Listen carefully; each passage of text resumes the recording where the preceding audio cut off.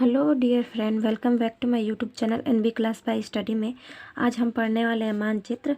हमारा जो 5 पेपर होगा, 5वां पेपर होगा वीएलएड फर्स्ट सेमेस्टर में, जो हमारा है सामान्य अध्ययन। उसका हमने पहला लेसन पढ़ा दिया है जो हमारा था सौरमंडल, और ये हमारा दूसरा लेसन है मानचित्र। इसके बारे में हम समझेंगे, इसकी परिभाषा, इसके घटक और इसमें मानचित्र में कितने प्रकार होते हैं। ये इम्पोर्टेंट है थ्योरी के हिसाब से।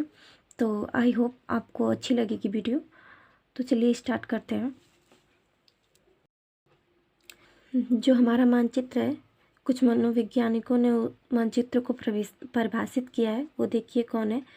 एफ.जे. मंकहाउस ने परिभाषित किया है मानचित्र को।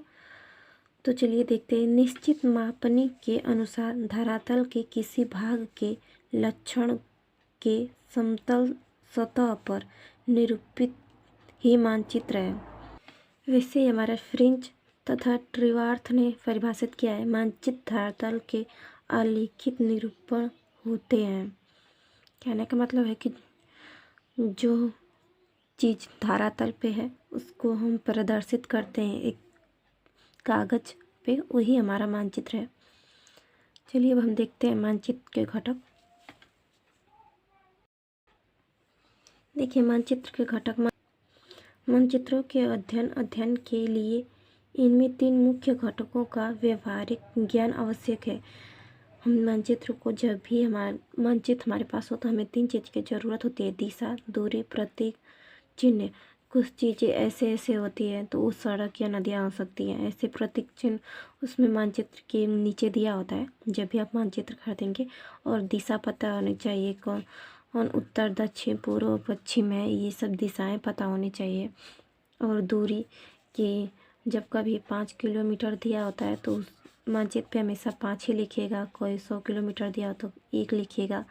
ये सब बड़ी चीज़, जो बड़ी किलोमीटर होती है वो छोटे छोटे अंकों में दर्शाई जाती है दूरियाँ। तो ये मानचित्र के घटक 3 होते हैं: दिशा, दूरी और प्रतीक। ये आपको एग्जाम में ऐसे ही पूछेगा कि मानचित्र के घटक बताइए, तो आप लिख सकते हैं कि मानचित्र के अध्ययन के लिए 3 घटक का प्रयोग करते हैं: दिशा, दूरी और प्रतीक चिन्ह। ये आप याद रखिएगा क्योंकि ये आपके काम की चीज़ें हैं। चलिए हम अगले टॉपिक देखते हैं। वैसे ही मानचित्र के प्रकार देखेंगे। मानचित्र के 3 प्रकार हैं, जैसे मापने के आधार पर, स्थलाकृतियों लक्षणों की मात्रा के अनुसार और उद्देश्य के आधार पर। ये 3 प्रकार भी याद रखिएगा। मानचित्र का एग्जाम में से पूछ सकता है कि मानचित्र के प्रकार बताइए, तो आप तीनों ये लिख सकते हैं। चलिए हम इसको समझ लेते हैं। देखिए जैसे पहला है हमारा मानचित्र मापनी के आधार पर। भू संपत्ति मानचित्र नगरों के प्लानों तथा स्थलाकृतीय मानचित्रों की वृद्धि मापनी वाले मानचित्रों की संज्ञा दी जाती है। कहने का मतलब है कि मापनी के आधार पर जो बड़े बड़े स्थलाकृत होते हैं, स्थान होते हैं, कभी कभी दिखाए जाते हैं, तो ये वो वाले मानचित्र है। इसे ही हम सेकेंड देखेंगे। ऐसे हमारा सेकेंड है स्थलाकृति लक्षणों की मात्रा अनुसार। ऐसे मानचित्रों में धरातल पर अवस्थिति ऊंची तथा नीचे वाले स्थानों का प्रदर्शन किया जाता है, जैसे कि पहाड़ हो गए, पहाड़ पठार होते हैं, उन सब के जो मानचित्र आते हैं वही हमारा स्थलाकृति लक्षणों की मात्रा अनुसार है।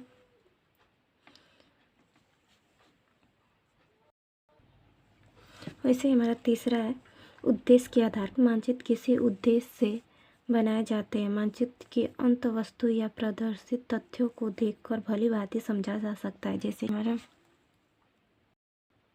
जैसे कि प्राकृतिक मानचित्र, राजनीतिक मानचित्र, खगोलिक मानचित्र, ऐतिहासिक मानचित्र और मृदा मानचित्र होते हैं।